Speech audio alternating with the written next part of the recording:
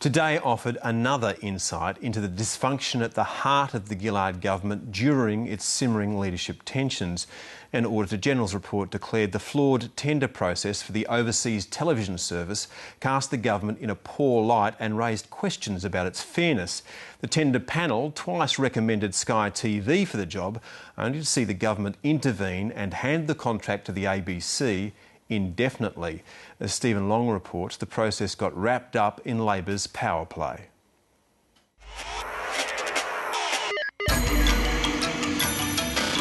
On the Australian network tender, the government determined that it was best that the ABC do that work, and that was the right decision. Perhaps, but the process was appalling. A schmozzle from start to finish. Maybe they ended up with the right decision for all the wrong reasons.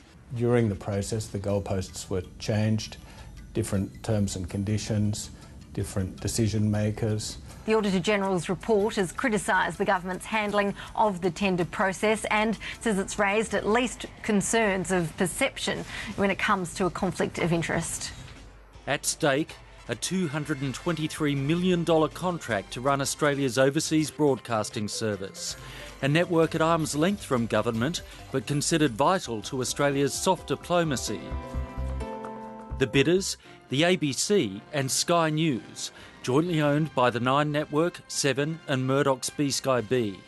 Behind the scenes, a power struggle between then Foreign Minister Kevin Rudd and Communications Minister Stephen Conroy. Senator Conroy won out, quashing the recommendation of an independent review panel that twice favoured Sky and permanently handing control of the Australian network to the ABC. There was real dysfunction at the heart of the government that drove much of this.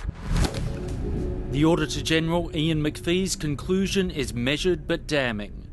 Senator Conroy's decision to award the contract to the ABC involved a perceived conflict of interest. The government failed to safeguard confidential and sensitive information during the bid, circulating it widely to ministerial staff and public servants with no role in the decision. And the process cast the government in a poor light, calling into question its ability to deal with such sensitive issues fairly and effectively. We've seen more evidence of government bungling today with the Australian network. It shows that this government can't be trusted with money, can't be trusted to follow due process, and senior members of this government can't be trusted to be honest with each other about what's happening. The backdrop to this saga was ABC Managing Director Mark Scott's vision for a global expansion of the ABC via the Australian network. If we want there to be a global understanding of Australian values, Australian culture, Australian democracy, if we want to be of global influence, then we need to use the greatest influential tools that there are, and they're the tools in the modern media. Senator Conroy backed the plan, proposing that the ABC provide the Australian network permanently, with oversight shifted from the Department of Foreign Affairs and Trade to Communications. Stephen Smith, Foreign Minister at the time, initially agreed but delayed. Then came the leadership spill. What's interesting is that the undercurrent for this whole botched and bungled process has actually been an echo of the Rudd-Gillard leadership tensions. As Foreign Affairs Minister, Kevin Rudd put the Australian network up for tender. He wanted his head of department, Dennis Richardson, to have the final say over who won, arguing this would ensure the decision was made on merit.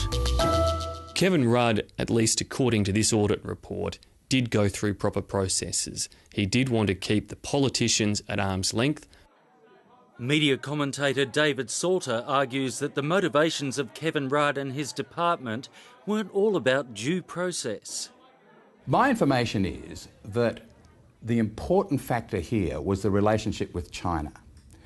China is clearly the dominant force in our region, and the information I have is that the requests were quite specific, that they wanted to be able to actually put Chinese television on the Australian network signal. And that's a real sticking point for the ABC, because the ABC is constrained by its requirement to preserve editorial independence under the Charter and the Act. In June last year, the terms of the tender were changed, giving the Communications Minister final say and the right to reject the recommendation of a panel set up to evaluate the bids.